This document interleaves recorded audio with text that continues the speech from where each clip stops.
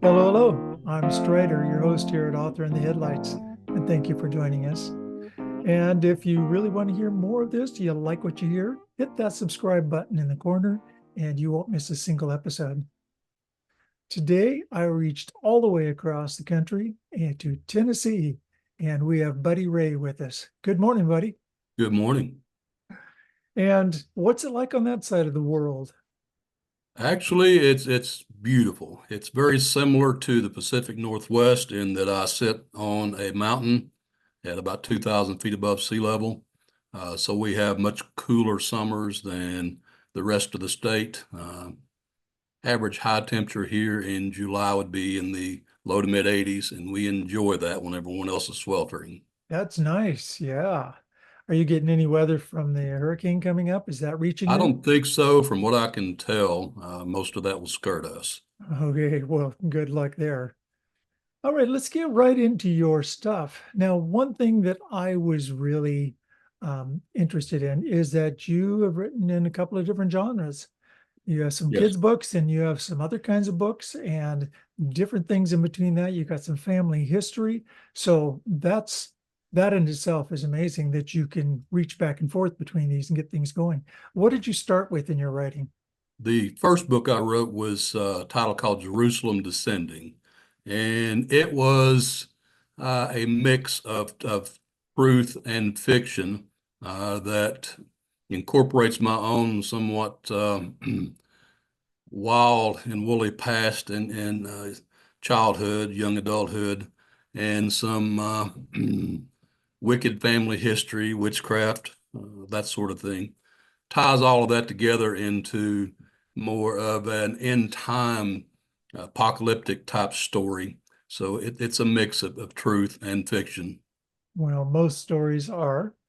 This is And true. now, so that's Jerusalem Descending. You've got Mhm. another one, Nature's Apothecary, which I personally was really interested in. And that is a family history, correct? That actually that's an interesting story. When I was 10 years old, where we lived was way out in the country. We never had visitors or neighbors or anything like that. I was sitting on my front porch one day, and this really old man walked up.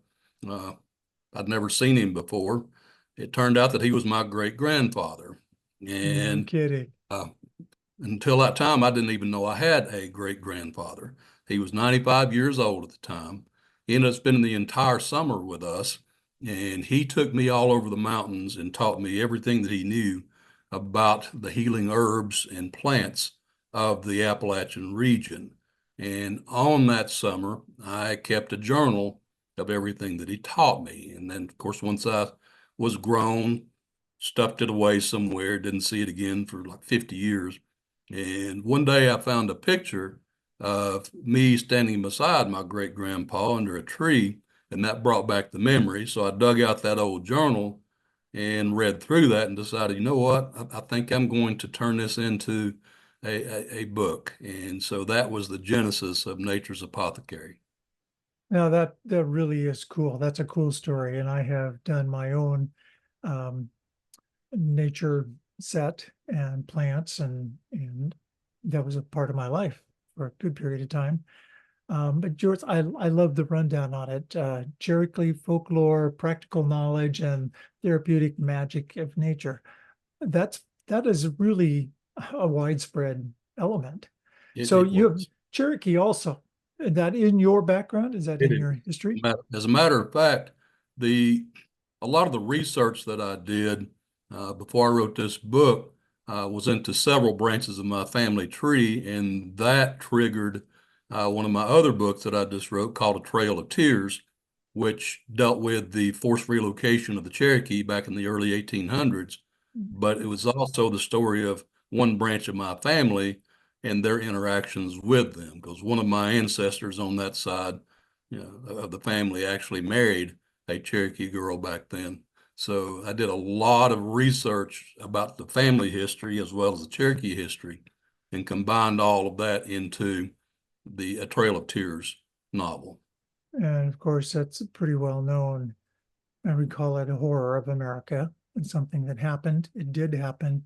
And hopefully we can grow past all of that and learn from it. And I do, having Cherokee in your background is really neat. I have Potawatomi in mind, so I do try to follow that and keep an eye on those things because that is America. That is part of our It history, is, yes. and we need to know more. And now I'm in the Pacific Northwest, and we have our own stories here of the American natives in this area and how they're regrowing their cultures in our culture. And it becomes our culture because it's all of us together. And that's the thing we do have to remember as Americans. It is not one set that grew here forever. It is all of us. Yes, So I believe in the melting pot theory. And so, that's a part of our history. That's who we are. it is. It is. So you have those three books, and then you change genres. You have a bunch of kids' books.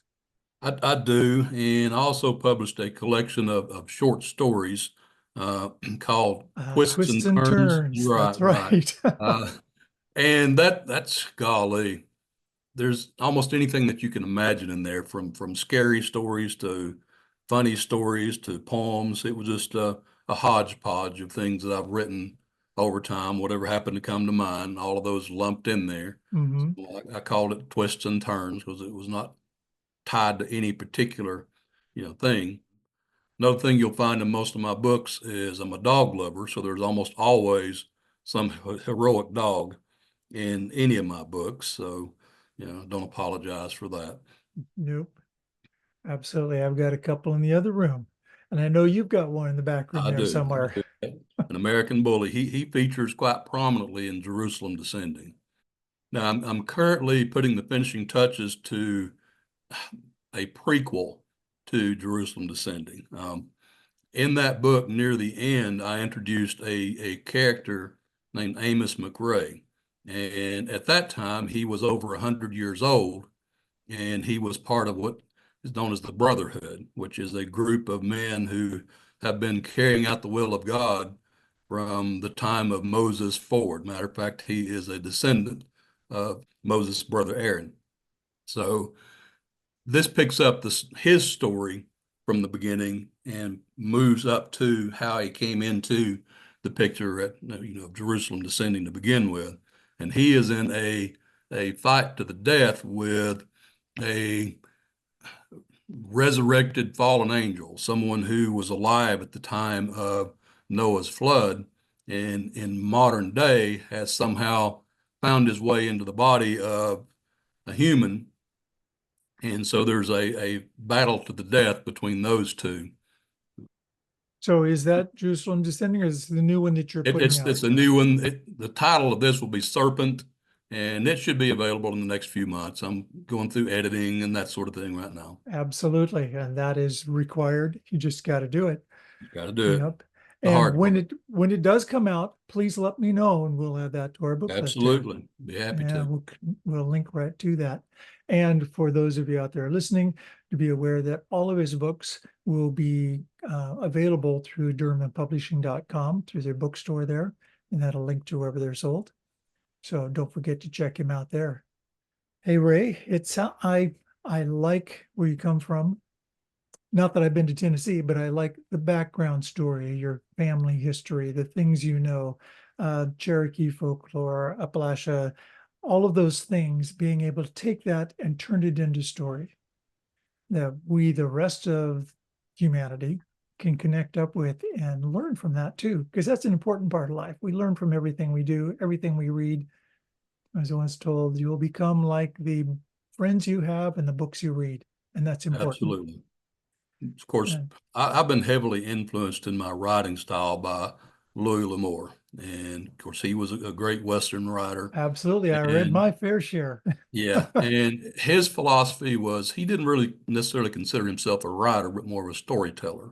Mhm. He looked at it as if he was sitting around a campfire at night with a bunch of other people, verbally telling a story. So his writing is very conversational, and I've tried to emulate that in my own writing style. Matter of fact, a lot of the reviews that I've gotten have remarked on just how personal and conversational my writing style was, especially Easy in to read. sending. Yeah. Very cool. All right. Thank you so much for being with us Thank you. today. It's amazing to me to talk to people that I would never have run into probably all over the world. It's just amazing, and I love it. And I really appreciate you spending your time with us from that Thank side you. of the It's been my world pleasure. to my side of the world, and being able to show You the ever in rest of the world. Tennessee, look me up. Hey, that's a deal. Thank you. Thank you.